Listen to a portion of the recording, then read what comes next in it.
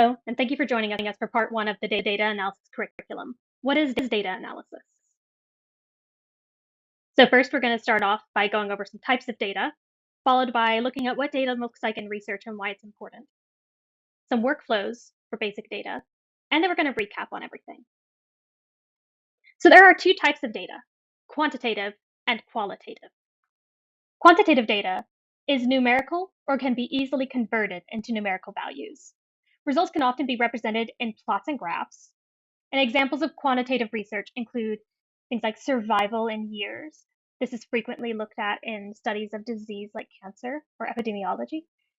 Distance between points, website load speeds, and some category-based variables such as binary survey results, where the population may be asked to answer yes or no questions, to identify gender, what language is spoken in the household, etc. Qualitative data is categorical. In other words, these are attributes that cannot be quantified. For example, research might include focus groups, interviews, observations, and case studies.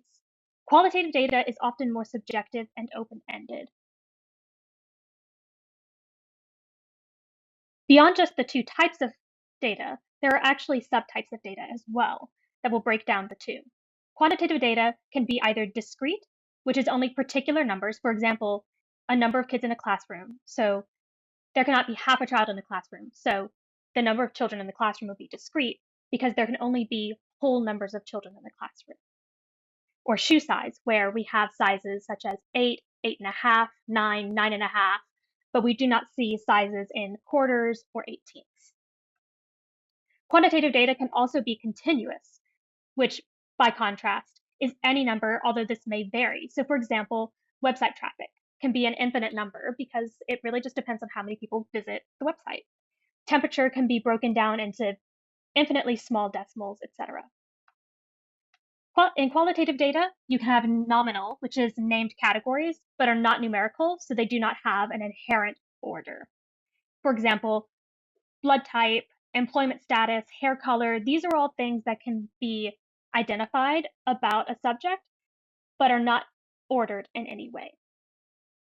Ordinal data, however, are categories that have an implied order. For example, when you go to the doctor and you answer a survey where you might say, I feel on a scale of 1 to 10, my pain is 0, where 0 is no pain, and 10, where 10 is intense pain. This has a specific order from 0 to 10, or rather from no pain to excruciating pain.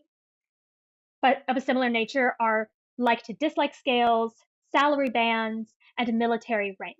Although there is no number associated with these usually, they are inherently ordered. It's important to understand what data will best answer your questions.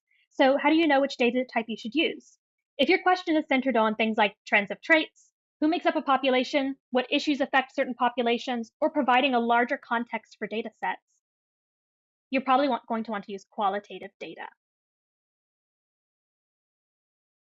In contrast, if your data is centered on measuring something that can be counted, enumerating population traits or identities via things like demographics, and comparing countable outcomes for interventions such as medical outcomes, you're probably going to want to use quantitative data. Although this is just the start, data analysis can become quite complex, depending on the focus of your question and project. So why does data analysis matter in research? Research is the practice of looking again, which is our attempt to explain and understand phenomena that we see and experience every day. We perform research by asking questions and seeking answers. Data is the necessary information that we gather to answer those questions. So analysis is what allows us to make sense of the data so that it can be used and contextualized to answer our overarching questions. Now that we understand the basic types of data and why data analysis is so crucial in research, we're going to go through a data workflow with a very basic quantitative data set. Say we're studying a forest with a diverse tree population. Over the course of a fall season, we notate the total leaves, the number of fallen leaves, and tree color. And at the end, we put it all together in this data set. In this data set, we record the date of collection, the species ID, which will coordinate with what type of tree we're looking at, a specific tree ID. We're looking at the total leaves, fallen leaves, and tree color. Now, tree color is coded, so we're provided a key both for the species code as well as what the tree color codes mean. And this will make it very important in making the data understandable in a way that other people could look at the data analysis and make sense of it. For now, let's say we want to understand two things. Which tree species drops the most leaves by the end of the season, and which tree species changes color the quickest. What we want to understand requires us to compare species, so we should organize our data by species first. This can be easily done in Excel using the sort feature. Now we can see how each species changes over the course of the season. Let's consider our first question. We need to think about what is our baseline, what's our total loss, and how can we standardize our data so that we can compare across the different species. So once we've organized this data, we can see our tree species and how they change over time, as I said before. Our baseline is going to be our total leaves. It's the number of leaves that we've started with. While fallen leaves is our cumulative loss as of the date observed. So to see our total loss, we're just going to look at the last day this tree species was observed, and the last day for all of the tree species was, it appears, November 8th. So at this stage, we can look by species code, and you'll notice that the number of total leaves actually varies among the different tree species. So in order to be able to compare these different tree species and their leaf loss, we need to standardize the data. The easiest way to standardize this data is using a ratio of the fallen leaves to the total leaves. The reason this works is because by dividing the total fallen leaves by our baseline, we remove the advantage or disadvantage that may have been present at baseline. So for example, even though BX and FD start with a different number of total leaves, because we end up looking at a ratio or a fraction of their leaf loss, we can compare them. This also can be converted into a percentage, which might be a little bit more digestible. At this stage, we want to think about how we want to represent the data. So first, to contextualize the data and make it understandable by other people who might be reading your paper or looking at your report, we'll convert the species code to the species name. After that, we'll plot. So here, because we only care about the ultimate outcome, we only need to represent 1 point per species, so a box plot is sufficient. If we had data from multiple trees of the same species, we could actually plot the points together and perform statistics to see if there's a significant difference between each tree. If instead we wanted to look at the trends of when certain species drop their leaves, we could look at a ratio of fallen to totaling each day, and then a line plot would be very informative. This could be interesting if your question revolves around how long certain trees maintain their foliage into the fall and winter seasons. So if you have a hypothesis, for example, that lilac trees hold onto their leaves the longest, but eventually drop them at the end, or maybe don't drop them at all, this could be an interesting way to look into that. So now we'll want to plot the dates. It's important to change the dates into number of days observed because that's a lot more informative than giving viewers dates that they then will in their heads try to calculate into how long it took for these leaves to drop, for example.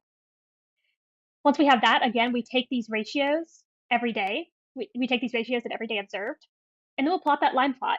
And from here, we could say that our lilac that we were so interested in, where a ratio of 1 is when all of the leaves have dropped and 0 is when none have dropped, the lilac tree does hang on to its leaves right about until 28 days. Then it drops a bunch between 28 and 35 days, and then eventually drops almost all of them by our last observed day.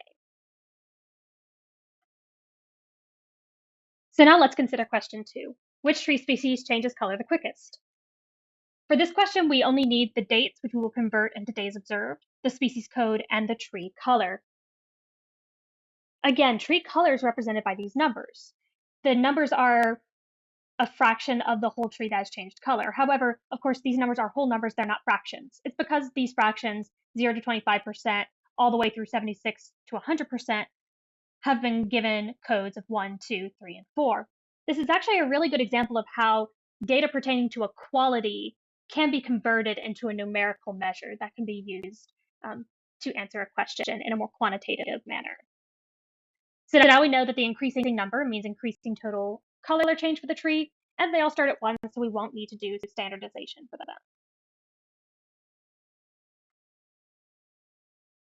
First off, we will want to convert the dates into days of observation again, sub out the species code for species name, and then plot. So here we have changed our days of observation, we have our tree color, and then we plot. This looks good. We can see pretty clearly that it looks like the yellow birch takes the longest to completely change color. However, if you notice, we have 4 trees and there are only 3 lines visible.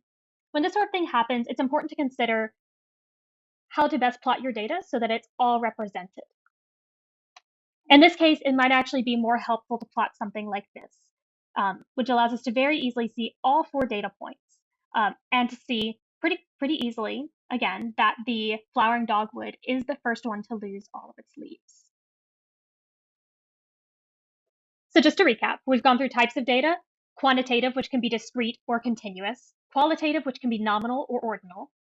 We've talked about data and research and established that research is asking a question and seeking answers, and data, in addition to context, is those answers or leads us to those answers. Then we went through a workflow.